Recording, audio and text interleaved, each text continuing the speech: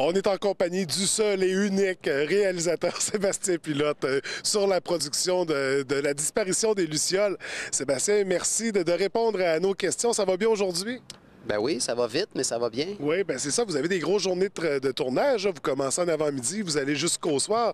Écoute, Sébastien, j'aimerais ça que tu m'expliques ça ressemble à quoi une journée de tournage? Ça dépend des jours. Oui, j'imagine. Aujourd'hui, oui, on a commencé un peu plus tard. Donc, le call du matin était plus tard. Fait qu'on va finir vers 11 h ce soir. Parfois, c'est la nuit. Oui. Mais une journée, ben, ça arrive, ça ressemble à... Moi, je me lève, je vais chercher mon directeur photo, on arrive sur le plateau. On jase avec ma première assistante pour revoir l'horaire de la journée rapidement. On a déjà vu l'horaire la veille, revu l'horaire la veille. Puis on regarde une première scène, on place les choses pour la première scène, puis on décide à peu près combien de plans qu'on a besoin de tourner pour cette scène-là. Puis c'est ça, ça avance. Puis après ça, au milieu de la journée, on dîne, ou on soupe, ça dépend, ou on lunch. Puis après ça, ben c'est ça, c'est des journées d'environ 10 heures, 11 heures, 12 heures ou 8, 9 heures, ça dépend des jours. Puis c'est le genre de journée que j'ai pas 30 secondes là, pour appeler ma blonde ou pour faire un texto. Ça va, la cadence est très, très rapide parce que souvent, on a beaucoup de décors, on a beaucoup de déplacements, ça va Puis vite. il y a une grande équipe qui est mobilisée. On parle de combien de personnes sur le plateau? C'est entre 30 et 40, ça dépend des jours, à part les acteurs. Ouais. Fait que c'est beaucoup de monde, c'est beaucoup de monde à coordonner. Fait que c'est une grosse équipe, oui, mais c'est une discipline militaire. Mais une efficacité militaire aussi. Fait que pour ça, il faut être efficace parce que ça coûte très cher faire du cinéma. Fait que le temps, c'est de l'argent. Fait qu'on peut pas perdre de temps. C'est ça. Puis on essaie de contrôler le plus possible un paquet de choses, là, que ce soit le décor, les costumes, les gens qui sont dans la rue, la circulation. Fait qu'il y a beaucoup de choses à coordonner. Puis, mais heureusement, en ayant une grosse équipe, on peut arriver à faire ça. On peut faire des miracles. Mais quand même, en tant que réalisateur, il faut avoir un œil sur tout ça. Réalisateur, mais scénariste aussi de l'histoire La disparition des Lucioles. Avant de tomber un peu dans l'histoire, j'aimerais savoir, parce que tu as choisi la baie comme lieu de tournage principal, est-ce que la baie cadrait dans l'histoire ou tu as écrit l'histoire en pensant à la baie? J'ai écrit l'histoire en pensant à une ville qui était sur le bord d'une baie, une petite ville industrielle, ville de compagnie, ville modèle, petite ville un peu un petit côté américain là-dedans. Fait qu'évidemment, la baie était un acteur ou une actrice idéale pour jouer le rôle. Parce que pour moi, même chose avec mes autres films, quand tu écris avec une ville, tu as une ville en tête, mais c'est pas une... C'est comme si que la ville jouait un rôle qui lui ressemble, évidemment, parce qu'elle a les mêmes traits. Mais quand vous allez voir le film, le personnage vit à la baie, mais va à l'école à Chicoutimi-Nord, puis le garçon va acheter des pics de guitare ou des cordes de guitare à Jonquière. Fait que la géographie est un peu comme une fusion. Là. Il y a quelque chose la géographie ne fonctionne pas. Pour quelqu'un qui connaît le territoire, c'est ça. On fait du cinéma, on fait pas de... On essaie d'exploiter les meilleures parties qu'on a du territoire pour recréer quelque chose qui ressemble étrangement à la ville que vous connaissez. Évidemment, quand on voit la baie, on reconnaît la baie. Mais c'est une ville dans l'histoire, c'est une ville qui a vécu les contre-coups d'une fermeture d'une usine. On ne sait pas quel genre d'usine, mais un des personnages travaillait à l'usine, qui est sur le bord d'une baie. Parce que l'idée d'être sur le bord d'une baie, il y a quelque chose d'intéressant au niveau visuel aussi, mais au niveau...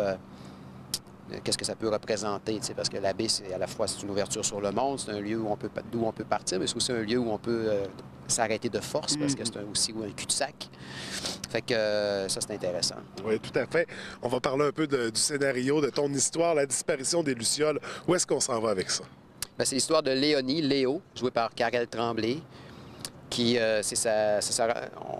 on la découvre dans sa relation avec son beau-père, qui est l'animateur de radio populaire, populiste. Le roi des ondes, un peu... le Morning Man. Le Morning Man, c'est ça. Donc, de la région. Puis c'est un personnage, c'est quelqu'un qu'elle n'aime pas beaucoup, parce que c'est un peu l'homme qui a poussé à l'exil son père. L'homme qu'elle aime vraiment. Son père qui était qui travaillait, c'est ça, qui était un peu un chef du syndicat de l'usine, qui a été poussé à l'exil, qui est joué par Luc Picard. Et donc, deux protagonistes, des personnages qui s'opposent. Et comment dire, son père est un peu l'ancienne vedette de la ville, alors que là, c'est ça, c'est l'autre qui a pris sa place. Fait qu'elle se retrouve un peu à vivre à être située un peu entre l'arbre et l'écorce, si on veut. Puis à travers ça, elle rencontre un père de substitution qui est joué par Pierre-Luc Briand, qui est son professeur de guitare, qui est une espèce de rockstar de sous-sol, quelqu'un qui joue de la guitare comme une bête, mais qui n'est jamais sorti de sa cave. Puis donc, elle s'attache à une relation d'amitié qui se développe entre ces deux personnages-là. Alors, ça ressemble un peu à ça. C'est un film que je voulais un peu plus rock'n'roll, un peu plus sexy, un peu plus jovial, je dirais, que mes films précédents. C'est moins un drame que, je dirais, une comédie dramatique. Puis c'est ça, un film que peut-être que je souhaite peut-être un peu plus populaire aussi. Oui. D'ailleurs, on a remarqué, parce qu'on le sait, tu étais un amant de la région, tu y demeures encore, tu réalises tes films, tu produis tes films ici, mais il y a beaucoup de liens qui se rajoutent à tout ça, parce qu'on parlait du comédien Pierre-Luc qui porte un chandail de Voivode pour le tournage. C'est quand même intéressant d'aller chercher ces éléments-là. Est-ce qu'il y a d'autres... on peut dire que c'est un easter egg ou est-ce qu'il y a d'autres surprises comme ça, d'autres petits éléments? Vite comme ça, je sais pas, mais oui, sûrement. Oui, on a tourné quand même des scènes dans des lieux connus, des institutions de la région. Oui, vous êtes allé au Vieux-Théâtre pendant un bal de finissant. Bon, on est allé se voler une scène au Vieux-Théâtre parce qu'on ne pouvait pas tourner un vrai bal. On est allé voler, on est allé en équipe réduite, là, un peu comme dans des pilotes de brousse, là, pour tourner une scène avec notre personnage dans le bal à la baie. Mais sinon, on a tourné comme chez Georges, au Casse-Croûte, le Café Mont-Royal. Mais des endroits, Voivode, parce que bon, c'est vraiment mes souvenirs de jeunesse. Moi, quand j'allais à Polyvalente à Jonquière, Voivode était un groupe qui a marqué les esprits, là, vraiment. Puis le côté métal, le côté dans les petites villes industrielles, je trouve ça intéressant. C'est ce que je voulais montrer. Oui. Le film est à surveiller pour quand? Le film va sortir en l'année prochaine.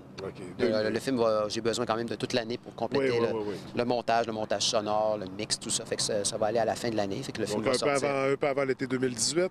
Je ne sais pas quelle saison ça. C'est le distributeur qui décide. Oui, ça sera à surveiller. Donc, mais il y a encore un certain temps avant de voir ça sur le grand écran.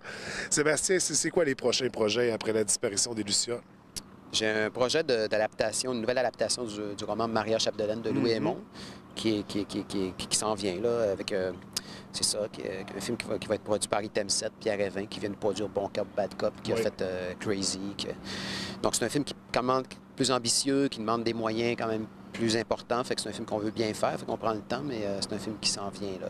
C'est mon prochain projet, sur lequel je travaille. Un projet très intéressant. On se dirige dans l'histoire, dans la culture, le patrimoine avec Maria Chapdelaine. Mais d'abord, la disparition des Lucioles. On va surveiller ça de très près. Merci d'avoir répondu à nos questions. Je crois que tu es demandé sur le plateau. Oui, écoute, je te souhaite une très belle journée, un beau tournage. Bye.